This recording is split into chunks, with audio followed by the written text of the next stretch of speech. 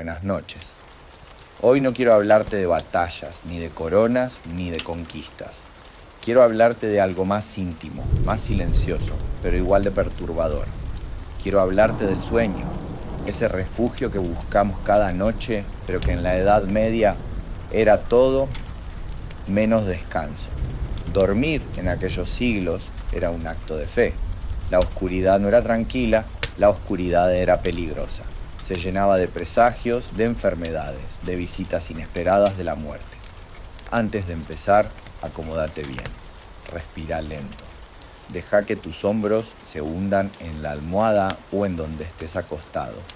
Y contame en los comentarios desde dónde nos escuchás y qué hora es allá. Siempre me impresiona imaginar cómo estas palabras viajan en la noche, acompañando a alguien en otro rincón del mundo. Imagina que sos un campesino medieval. Tu cama no es una cama, es un montón de paja húmeda compartida con tu mujer, con tus hijos y a veces con las gallinas. El olor a estiércol sube desde la cuadra, el humo de la chimenea se mete en la ropa y el frío cala en los huesos. Dormís rodeado de ruidos, ronquidos, llantos, el crujido de las ratas en la madera. Tu descanso nunca es tuyo. Y si fueras rey, tampoco dormirías mejor. Sí, tendrías un dosel de terciopelo, sábanas bordadas con hilos de oro, criados atentos a encender velas en la madrugada.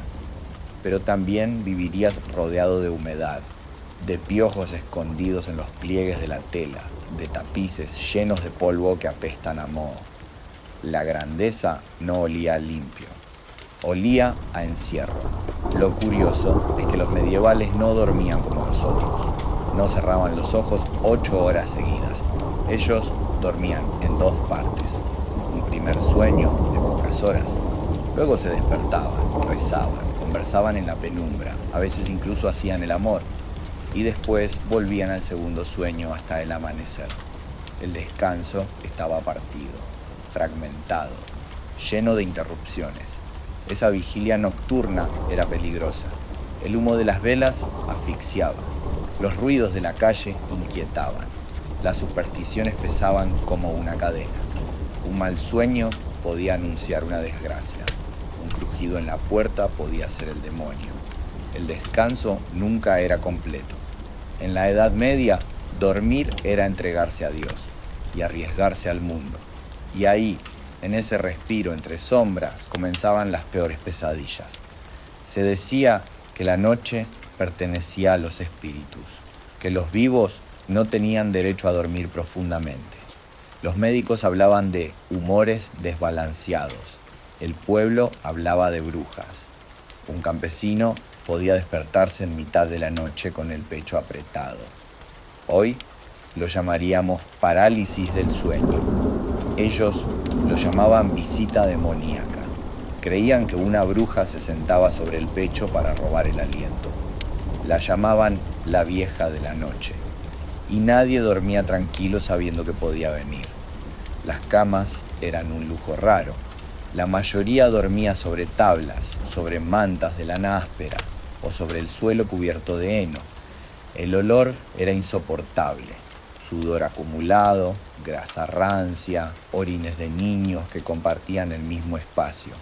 Nadie cambiaba la ropa de cama con frecuencia. El concepto de higiene no existía. Y los piojos hacían de la piel su banquete nocturno. En los conventos, dormir tampoco era alivio. Los monjes eran obligados a levantarse varias veces en la madrugada para rezar maitines. Se interrumpía el descanso, porque se creía que el sueño continuo era tentación. La comodidad era sospechosa, el cansancio era prueba de fe. El insomnio se combatía con rezos, con amuletos, con bolsas de hierbas bajo la almohada. Romero, lavanda, hojas secas, pequeños intentos de engañar al miedo. Pero el miedo siempre volvía. Y es que la oscuridad medieval no era solo ausencia de luz. Era un campo de batalla invisible. Los fuegos podían prenderse solos. Las velas podían volcarse y quemar una aldea entera. El ladrón podía entrar en silencio y el vecino podía acusarte de brujería si te oía hablar dormido. Dormir era peligroso, pero no dormir también lo era. Las ciudades medievales nunca descansaban del todo. París, Florencia, Londres.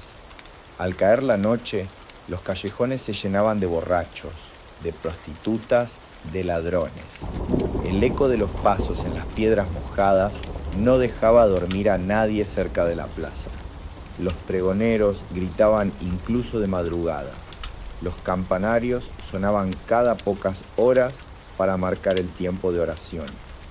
El sueño profundo era casi imposible. Las supersticiones eran la única defensa. Se ponía una cruz de madera bajo la almohada. Se colgaba una herradura en la puerta. Algunos creían que el diablo podía entrar por los sueños. Por eso, antes de dormir, rezaban 3 veces el mismo Padre Nuestro en voz baja, convencidos de que las palabras podían formar un muro invisible alrededor de la cama. En los castillos, el lujo no era garantía. Los guardias patrullaban pasillos oscuros con antorchas. El olor de las letrinas subía por los corredores. Los gritos de un parto, de una pelea, de una ejecución aplazada al amanecer podían interrumpir cualquier descanso. La cama real se convertía en un trono de insomnio, y cuando llegaba la peste, la noche se volvía insoportable. Las campanas doblaban por los muertos a cada hora. El hedor de los cuerpos impregnaba el aire.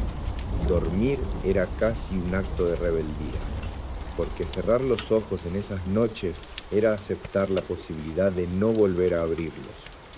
Imaginá por un momento el silencio de un dormitorio medieval. No es un silencio como el nuestro, lleno de ruidos lejanos de coches o de televisores encendidos. Es un silencio denso, interrumpido apenas por el crujido de la madera, por el gemido de algún animal encerrado, por el viento golpeando las rendijas de piedra. Y sin embargo, ese silencio no tranquilizaba. Ese silencio era sospechoso. Los hombres y mujeres de la Edad Media temían la calma nocturna. Decían que cuando todo callaba era porque las brujas estaban trabajando, que los susurros más suaves podían ser rezos invertidos, maldiciones lanzadas desde la distancia, que el sueño era el momento perfecto para que el diablo metiera la mano en tu espíritu. Por eso muchos dormían con cuchillos bajo la almohada. Otros ponían pan bendito en las ventanas, como si ese pan pudiera detener al mal. Algunos no apagaban del todo las velas.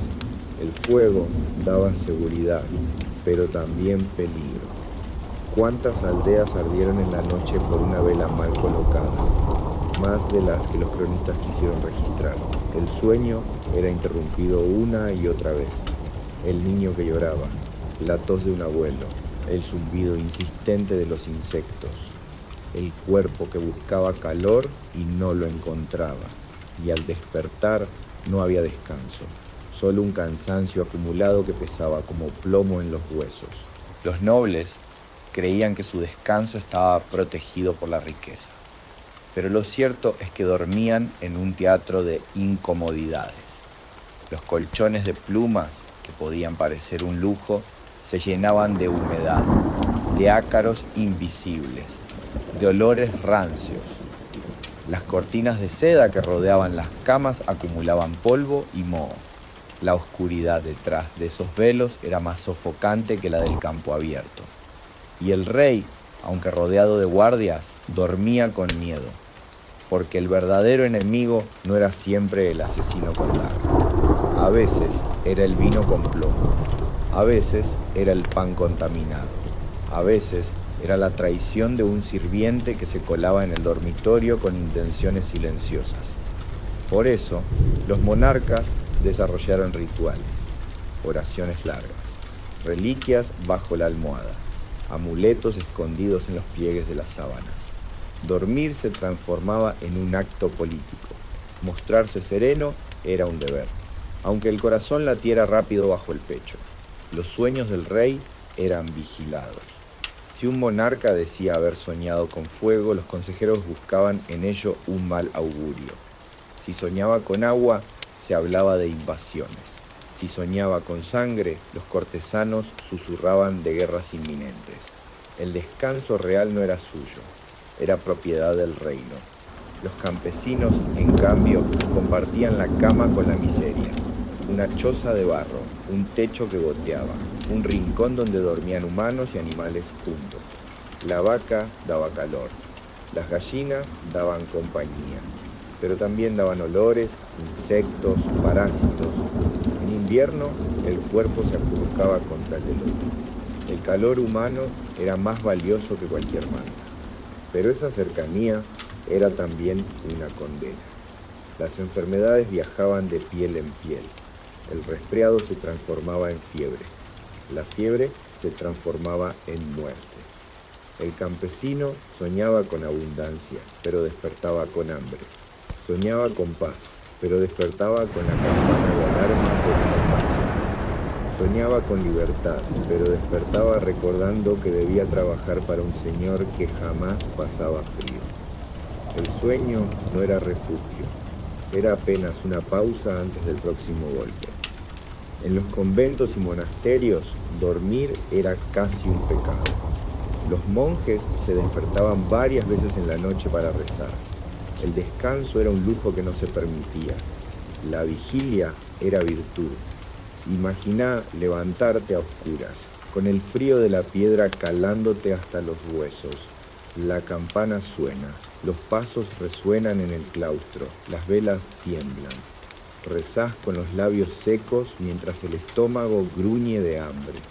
Después volvés a tu celda y apenas conciliás el sueño, vuelve a sonar la campana. El cuerpo se desgasta, la mente se rompe y los sueños se llenan de visiones. Los monjes decían que esas visiones eran mensajes de Dios, pero muchos eran simplemente delirios del agotamiento. Los hábitos de sueño medievales tenían algo más extraño todavía, la división de la noche. El primer sueño y el segundo sueño. Dormían unas horas, despertaban a medianoche, conversaban, rezaban, incluso trabajaban un poco. Luego volvían a dormir hasta el amanecer. Ese espacio entre sueños era un terreno fértil para supersticiones. Se decía que era el momento en que las almas vagaban, que un muerto podía visitar a los vivos, que las brujas aprovechaban para robar leche de las vacas o trenzar las crines de los caballos con símbolos demoníacos. En ese espacio muchos escribían cartas, cocinaban o hacían el amor. Era un tiempo suspendido, un intervalo en que el mundo parecía detenido. Un tiempo donde la frontera entre lo real y lo onírico era demasiado delgada. Pero no todo era superstición. Había también razones físicas para ese sueño fragmentado. La falta de iluminación artificial, el frío insoportable que obligaba a levantarse para alimentar el fuego, el hambre que despertaba en la madrugada, el miedo a los ladrones que rondaban. El descanso continuo era un lujo imposible. Los médicos medievales lo justificaban con explicaciones absurdas. Decían que el cuerpo necesitaba expulsar humores oscuros a mitad de la noche, que los malos pensamientos salían con el primer sueño y que el segundo sueño era el verdadero descanso del alma. Eran teorías llenas de fe y vacías de ciencia. Había también rituales domésticos para asegurar un buen dormir. Algunos ponían tijeras abiertas bajo la cama para cortar las pesadillas. Otros dejaban pan duro en las ventanas para distraer a los espíritus hambrientos. Se cosían bolsitas con hierbas protectoras que se colgaban en el cuello de los niños. Y siempre se rezaba antes de cerrar los ojos. El sueño era visto como una pequeña muerte. Y nadie quería morir sin estar en gracia. Por eso, la oración de la noche era una confesión diaria, una preparación para no despertar. Las pesadillas eran interpretadas como mensajes. Si soñabas con fuego, era señal de guerra. Si soñabas con agua, era señal de enfermedad. Si soñabas con dientes cayendo, alguien cercano iba a morir. Los sueños eran oráculos, nunca simples ilusiones. Y cuando alguien moría después de soñar, la profecía se confirmaba, el miedo crecía, el insomnio se extendía. Dormir era entrar en un territorio sin mapas donde cualquier símbolo podía condenarte. El lecho de los enfermos era el peor de todos. La fiebre no dejaba descansar. El olor a sudor agrio llenaba la habitación. Los rezos de los familiares se mezclaban con los quejidos del moribundo. Y muchas veces la cama de dormir se convertía en cama de muerte. Los médicos recomendaban sangrías, pócimas, ayuno. Nada servía. El enfermo se consumía entre delirios nocturnos. Y la familia, obligada a velar, perdía también el sueño. La noche medieval era un calvario compartido. Y sin embargo, había placeres extraños. En las grandes fiestas el vino corría hasta emborrachar a todos. El sueño se volvía pesado, lleno de ronquidos, de vómitos, de cuerpos desplomados en la paja. Las tabernas eran dormitorios improvisados. Dormir borracho era común y muchos no despertaban jamás. El alcohol era escape, pero también veneno.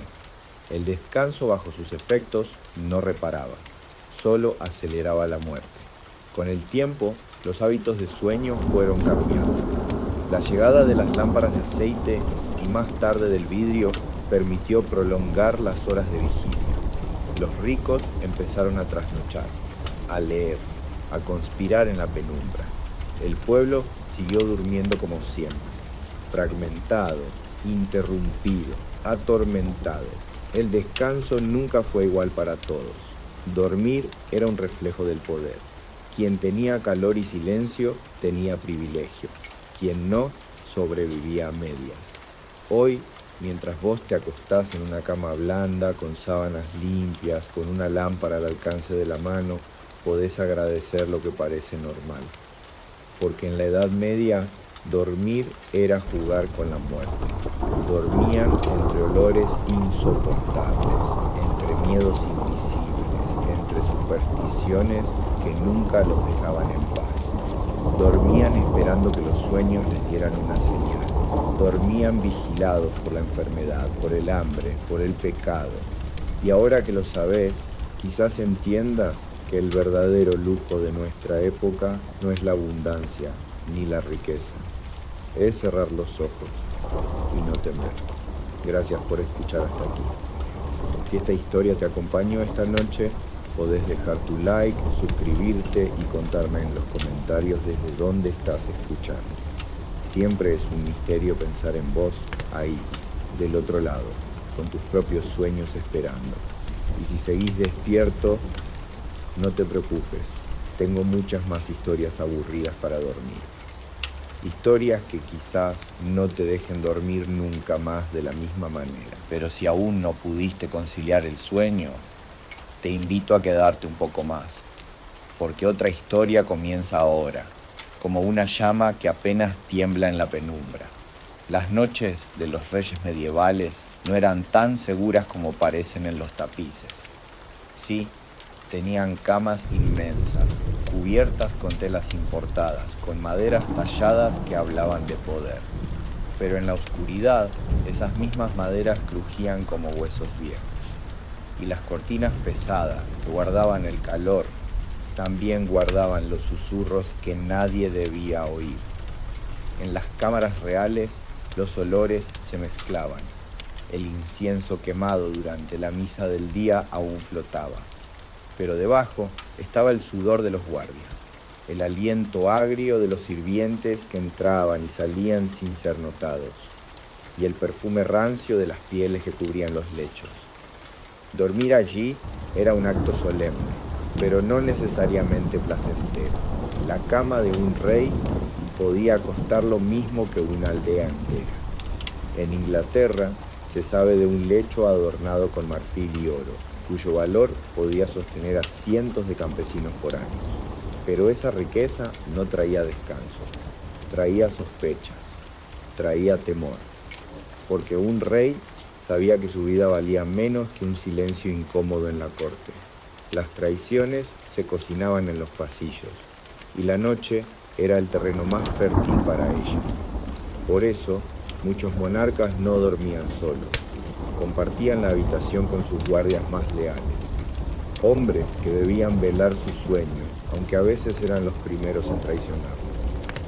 Era común que un rey se despertara con pasos a su alrededor, con el ruido de una espada acomodándose en la funda, con un murmullo que se cortaba apenas él abría los ojos. Los médicos reales recomendaban dormir poco. Decían que el exceso de sueño debilitaba el cuerpo y abría la puerta a los demonios. Algunos prescribían infusiones de hierbas amargas para tranquilizar los humores. Otras veces se recurría al vino mezclado con especias caras como la nuez moscada, que en el siglo X valía más que 7 bueyes cebados. Un lujo, sí, pero también una carga. Beberlo en exceso podía provocar fiebre, delirios y pesadillas. El rey se dormía, pero no descansaba. El miedo a la noche no era solo político, era espiritual. La iglesia advertía sobre las horas en que los espíritus vagaban con más libertad. Se creía que el sueño profundo era una rendija por donde podía colarse el diablo, o un alma perdida que buscara cobijo en el cuerpo real. Por eso, antes de apagar las lámparas, se rezaban salmos. Se colocaban crucifijos en cada esquina de la cama. Y algunos reyes, como Felipe II, mandaban construir capillas privadas junto a sus aposentos, para que las plegarias espantaran lo que la espada no podía. La superstición era tan fuerte que incluso se cuidaba la posición del cuerpo. Dormir boca arriba era riesgoso. Se decía que así era más fácil que un demonio se sentara sobre el pecho.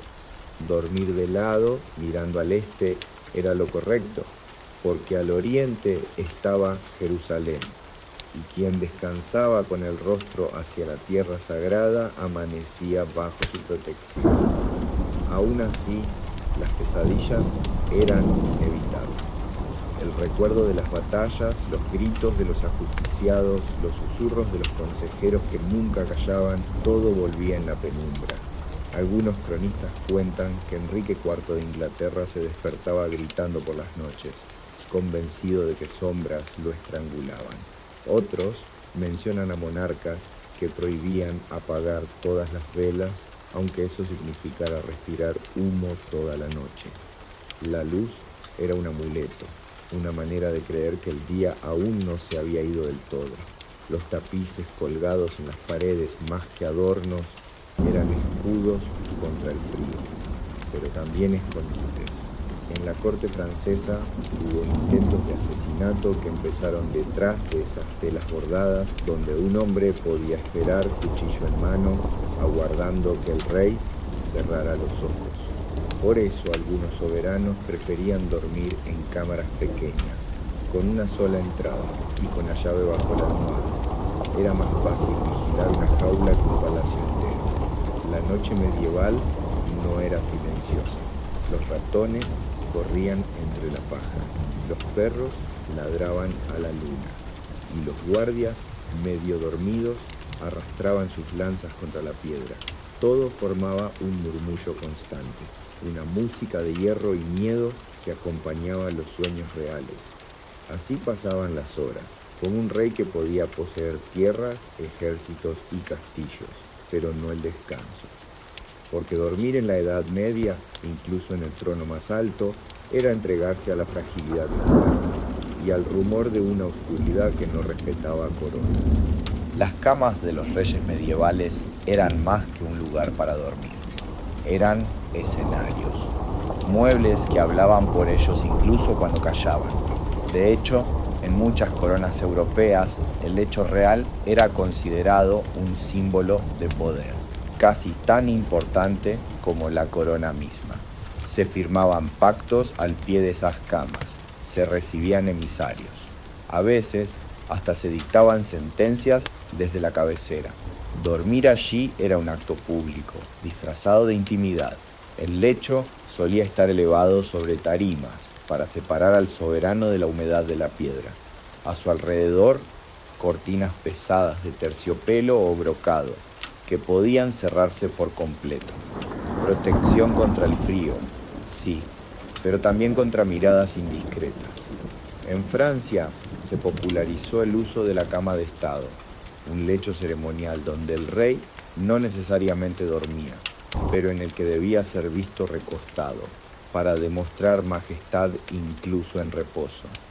Dormir era, entonces, una representación, un espectáculo para reforzar el poder. Sin embargo, esa teatralidad no borraba el miedo. El rey debía acostarse con un cuchillo escondido bajo la almohada. No era raro que algunos lo hicieran. Carlos VI de Francia, conocido como el Loco, dormía rodeado de hombres armados, y aún así despertaba sobresaltado, convencido de que su propio séquito lo quería muerto. La locura no era más que el eco amplificado de una sospecha común, que la noche era el momento ideal para ajustar cuentas. El protocolo de acostarse estaba lleno de rituales. En Castilla, por ejemplo, el rey rezaba largas oraciones antes de que se apagaran las luces. Un confesor se acercaba al lecho, lo bendecía y rociaba con agua bendita las cortinas. Era una protección contra demonios, pero también contra culpas que perseguían en sueños. El lecho real, al fin y al cabo, no solo guardaba cuerpos, también guardaba secretos, intrigas, amantes, hijos ilegítimos, confesiones a media voz. Cada noche era una vigilia disfrazada de descanso. El miedo no se quedaba en la mente, el cuerpo lo traducía. Crónicas inglesas hablan de reyes que sudaban de madrugada aún en pleno invierno. Otros sufrían terrores nocturnos, levantarse de golpe, caminar por las cámaras, murmurar nombres de enemigos.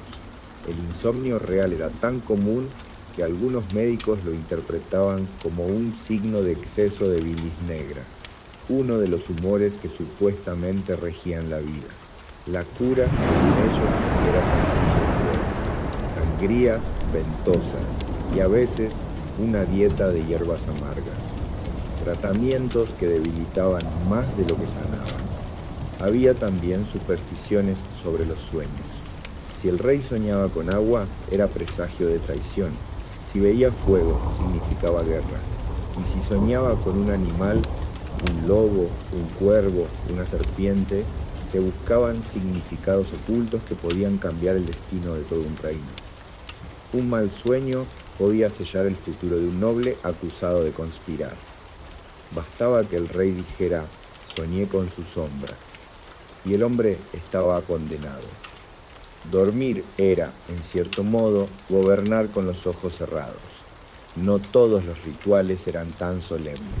Algunos rozaban lo absurdo. En ciertos palacios se colocaban cuchillos en cruz bajo el colchón para espantar a los espíritus. Otros reyes mandaban coser reliquias dentro de las almohadas, trozos de huesos de santos, fragmentos de telas sagradas. El hierro también era popular. Una daga oxidada junto a la cama, como si un demonio pudiera asustarse ante un arma olvidada. Era un catálogo de miedos envuelto en terciopelo. Y mientras tanto, los sirvientes dormían en las mismas cámaras, en el suelo o sobre bancos. Ellos eran los guardianes de un sueño que no podían tener. Se mantenían despiertos, atentos al menor movimiento. Algunos cronistas cuentan que en palacios franceses hasta 20 personas compartían la habitación con el soberano. El rey roncaba bajo cortinas bordadas y alrededor cuerpos agotados trataban de no moverse demasiado, porque hasta un crujido podía despertar sospechas. Así era la noche en los palacios medievales, un escenario lujoso que escondía más temores que certezas. Un rey que dormía en seda, pero soñaba en cadenas. Un silencio que nunca era completo, porque la noche en esas cámaras siempre traía más preguntas que descanso. En la Edad Media, la cama real no era un refugio, era un campo de batalla invisible. Cada noche, el rey debía enfrentarse a su propio cuerpo, a su propia memoria, y a los fantasmas que no obedecían coronas, el miedo más grande era morir en el sueño. Un rey muerto de madrugada era un reino en peligro, porque las noticias no esperaban. El rumor de un deceso podía cruzar muros más rápido que un mensajero. Un heredero ansioso, un noble ambicioso, un enemigo extranjero, todos podían aprovechar el silencio de la noche para reclamar lo que aún no estaba vacío. Por eso, muchos reyes dormían vestidos con túnicas de lino ligeras, listas para levantarse y huir, si era necesario. El descanso era siempre a medias. Las ceremonias alrededor del lecho real incluían rezos colectivos. En algunos reinos se entonaban cánticos al caer la noche, no tanto para que el soberano conciliara el sueño, sino para recordarle al palacio entero que el rey aún respiraba. Era, de alguna forma, un parte nocturno disfrazado de oración. El silencio posterior se volvía entonces más pesado. Cada crujido de madera, cada golpe de viento parecía anunciar algo que nadie quería nombrar. Los médicos sabían poco. Aconsejaban evitar comidas pesadas antes de dormir, aunque en los banquetes reales eso era imposible. Gansos rellenos, panes grasientos, copas de vino especiado. El cuerpo real sufría lo mismo que el de cualquier campesino, pero con lujos que lo arruinaban más rápido. La gota, enfermedad de los reyes, no era solo un mal de articulaciones, también era una tortura nocturna cuando los pies se inflamaban y el sueño se convertía en un suplicio. El aire de las cámaras no ayudaba. Ventanas cerradas por miedo al frío. Velas ardiendo toda la noche. Cortinas gruesas que atrapaban el humo. El oxígeno escaseaba. Los sirvientes despertaban mareados y los reyes con dolores de cabeza que atribuían a demonios o maleficios. Algunos ordenaban encender más incienso, agravando el ahogo con un perfume que no tapaba la pestilencia del encierro. La muerte, además, rondaba de cerca. En 1316, el rey Luis X de Francia murió tras beber vino frío en un día caluroso. Se dijo que lo había asesinado su propio cansancio, o la traición disfrazada de refresco. La cama real fue entonces un escenario de sospechas, donde cada copero, cada médico, cada confesor se convirtió en posible verdugo. Dormir era un acto de confianza, y la confianza en palacio siempre era peligrosa. Las pesadillas no se limitaban a lo personal, eran políticas.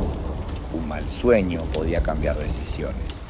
Un rey aterrado podía despertar y ordenar arrestos, anular alianzas o convocar confesores para descifrar símbolos que nunca existieron. El insomnio era, en muchos casos, un arma de gobierno. El monarca sin descanso se volvía más duro, más desconfiado y a veces más cruel. La corte entera pagaba el precio de esas noches en vela. No faltaban remedios absurdos. Algunos reyes creían que dormir con reliquias bajo la almohada los protegía de ataques.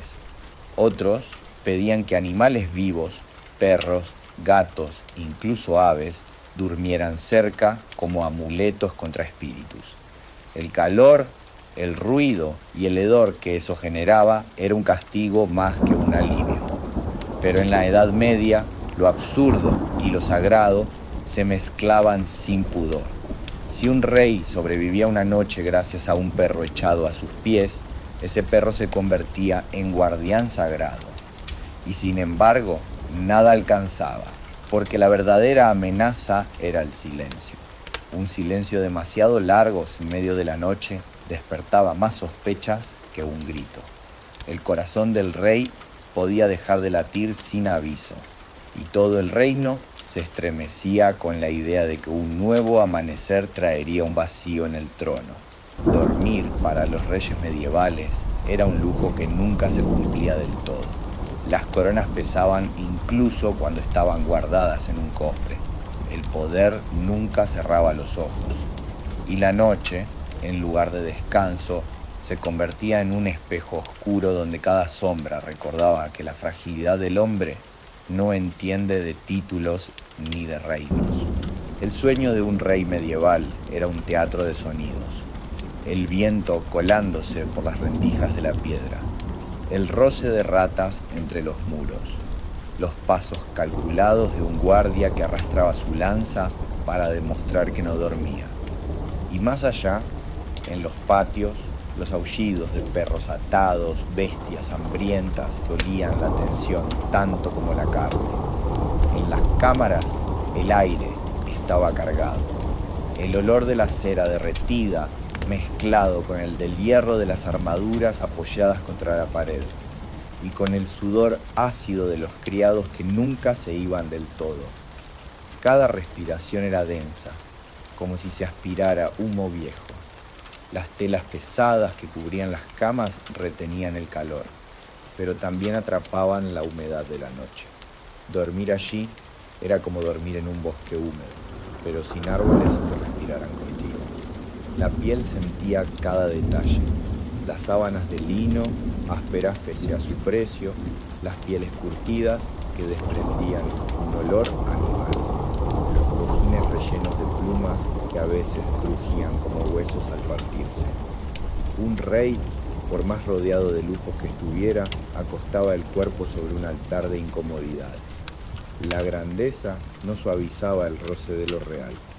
Los rituales antes de dormir eran casi liturgias. Se apagaban las lámparas en un orden preciso, como si la oscuridad misma necesitara protocolos.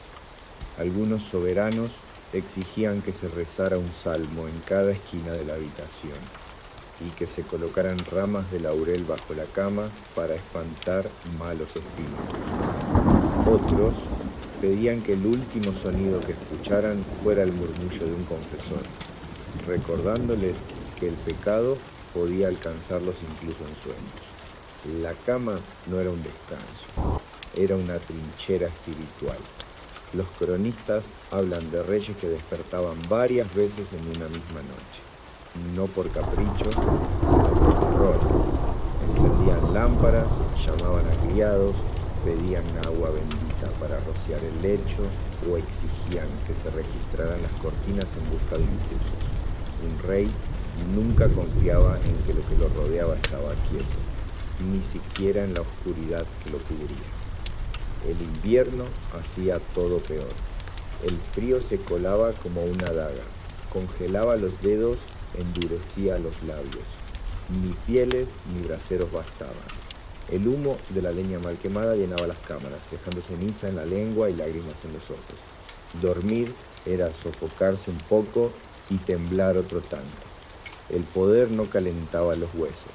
El verano, en cambio, traía el zumbido de insectos, los olores de la basura que se acumulaba en los patios y el hedor de cuerpos demasiado juntos en un espacio cerrado. La realeza sudaba como el pueblo y la incomodidad se volvía insoportable.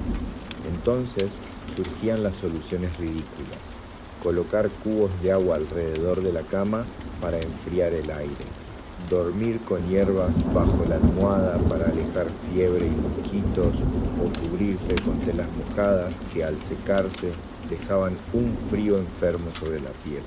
Todo era provisional, todo era un intento desesperado de engañar a la noche, porque la noche en realidad gobernaba sobre ellos. Más allá del oro, de los títulos y del incienso, el rey se acostaba sabiendo que en ese momento era un hombre desnudo de poder, apenas un cuerpo libre, respirando con dificultad, rodeado de sombras que podían volverse cuchillos.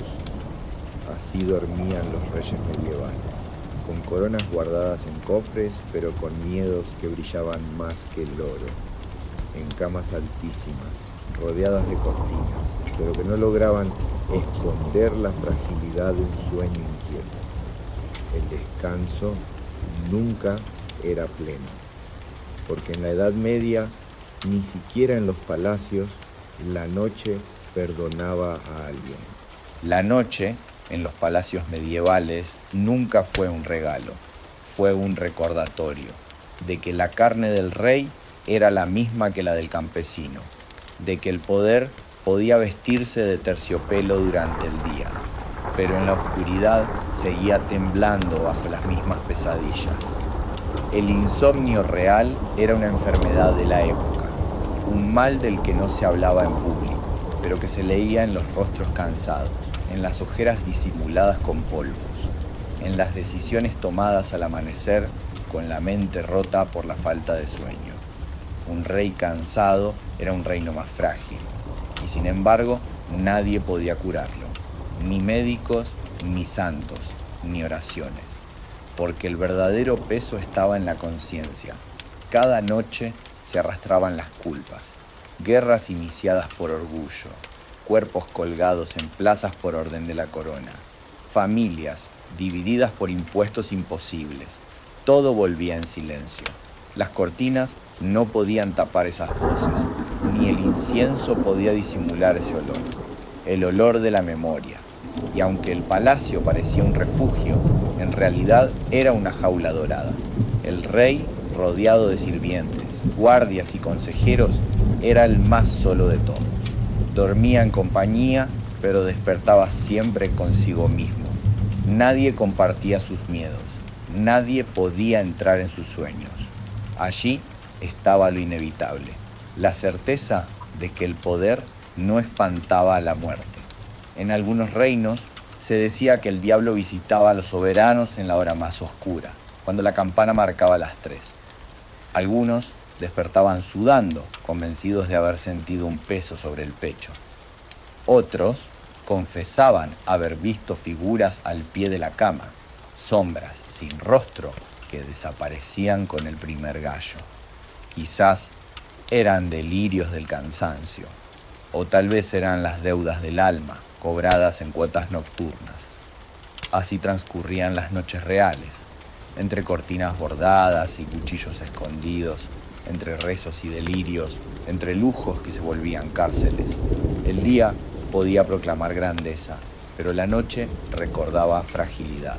El rey se dormía como rey y despertaba como hombre, un hombre temblando bajo las mismas estrellas que miraban los desposeídos.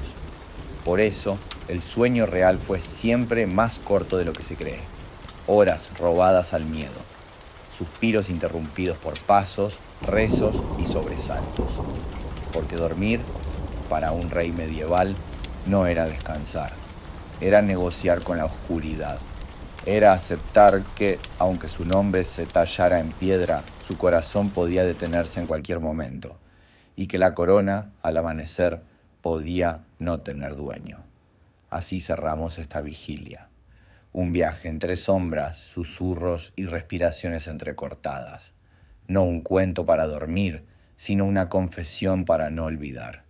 Porque en la Edad Media, incluso los tronos más altos se inclinaban ante la noche.